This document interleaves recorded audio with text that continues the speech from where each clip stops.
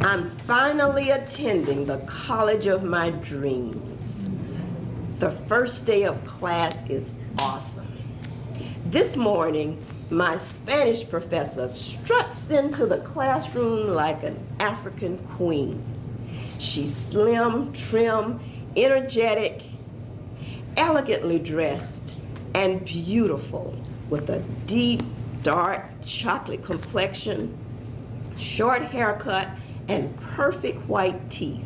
She's already a PhD, and she doesn't look a day over 25. I was amazed. When she spoke, it was with ease, grace, and perfect diction. She projected her voice with joy, enthusiasm, and complete confidence. I couldn't wait to get to her classes every week. The 2 semesters I spent with her were the happiest of my college days.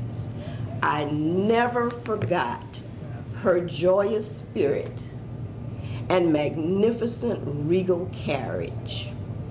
I wanted to be just like her.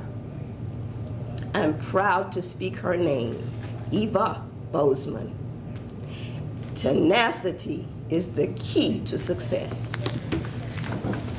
My name is Fran Powers. I'm the founder of Power Stories Theater, so you're really in good hands today. I have taught this course many, many times. Yvonne asked me if I've taught it hundreds of times, and I think, well, maybe not hundreds, but it's been a lot. And this course is unbelievably simple, but it can also be unbelievably powerful. Because what I want you to do is to find, each and every one of you, a personal story that you want to share, and share it in a way that will touch each other's hearts. So when we think about stories, stories are all around us. So as you go about your day, be listening to where all the stories are. You didn't know the difference between a story and a speech, but you will, as we go forward, kind of begin to recognize when you're going into a speech versus when you're going into just a story. A story is truly once upon a time, this happened, then this happened, then this happened, then this happened, then this happened. There's no editorializing in a story. And if you do want to offer an opinion in a story, you're always offering it through dialogue or through the mouth of another character in the story. So oftentimes when you are beginning the story process, I might say to you, you're beginning to go into your speech. You're beginning to go into motivational speaking. And that is when you are beginning to deliver a message to the audience or lead the audience into where you want them to go. That's not what we're doing in storytelling. It's just this happened, then this happened, then this happened. And then, and I'm eating candy, and all of a sudden I would do find something. I hear knock, knock, knock. It's your grandmother, right? I would give the grandmother a voice. What did she call you? Andrea, or did you call Poopy? That was Poopy. my Perfect! Poopy, are you in there again? And I have to cram a few more pieces of candy in my mouth, because now she's going to take me home, And so we really established right away, the first 10 seconds, you like to go. Okay, got it. So just kind of play with it. It's not perfect, but just play with it. So, think about it. Oh gosh, now I feel really on the spot. Think about the little girl, and you're in the house, and you want to go. Okay. Think about that little girl. I'm gonna leave. Perfect. Do it again. Okay. Did you see what you did with her shoulder? Yeah. It What was did I perfect. do? I'm going to leave. Yes. Very subtle, but it was good. Okay. It's a summer day, and I'm 4 years old. I'm playing outside in the yard. My big sister Louise, who's 9, is playing with her dolls with a friend. I think she's supposed to be watching me.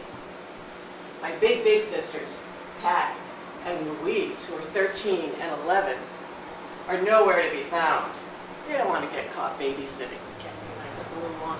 I still feel that the last piece, it doesn't wrap it quite as well as I wanted it to. Okay.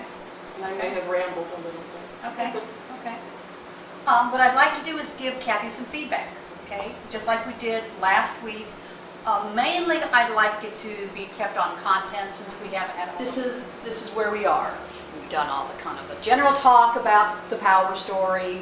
Last week, we talked about elements of a story and how to organize your story a little bit. So my mind right now is all about content. I'm hoping that you are clear about the content. Clear about, I'm going to start it here in my first circle and end here. The second circle, I'm going to start it here and end here. And my third circle, I'm going to start here and end here. So I'm hoping that's where you are now. I'm 3 years old. And why am I doing this? Because my older brother's doing this, and everything my older brother does, I want to do too. And we are bored out of our minds. We've been in the car for over a day, moving from Pennsylvania to Florida.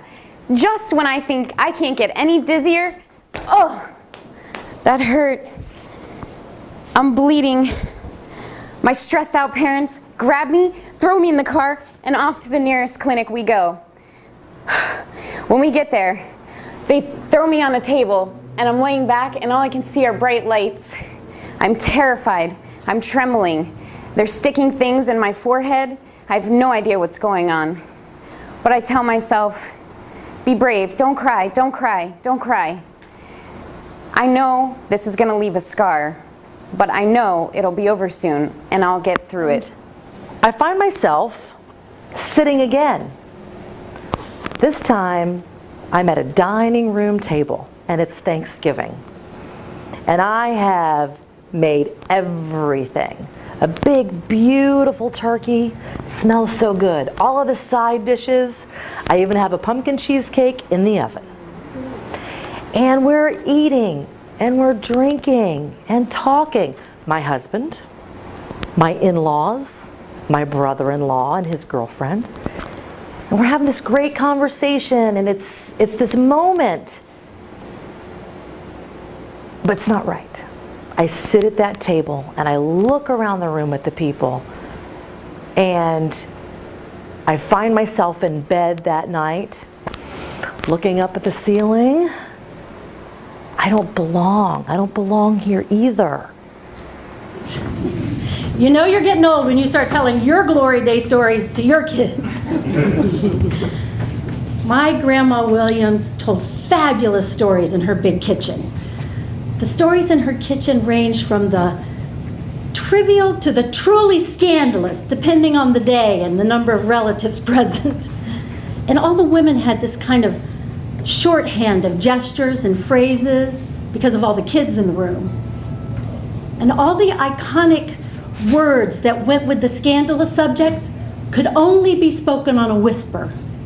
Words like, nervous breakdown. Jail. Pregnant. Cancer. Why? The older I get, the more I want to know. I wish I'd have listened more closely and taken notes. I know from my own life that answers come in their own good time, and that every day is a mystery and a gift. And that we each must step out in faith. Madame Verdal, she was my 3rd and 4th grade teacher. She was fair, honest, strict also, but she knew how to motivate and inspire the class. The little notebook each of us had on our desk kept the secret of what she would give us if we did good. At times, I swear, it was like real competition. We'd wonder who had won, who had the most points. But she was so great. Because she was a great teacher, I was always in the top 3 in my class. And honestly, I don't think I would have been able to make it without her guidance. She was strong, physically, mentally. She looked like this big tree whose branches would never break, even through the biggest storm. You know, great teachers can give you great courage.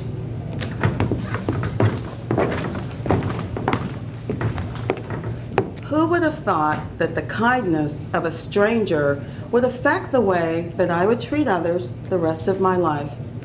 By the time I was 6 years old, I had already lived in 2 different states and 2 other countries. I had no other playmates other than my 3 brothers and baby sister. After school, I'd watch the children play, wanting to be included, but not being asked to join in. One day, a neighbor girl befriended me and gave me an invitation to her birthday party. My first opportunity to be accepted. I was so happy.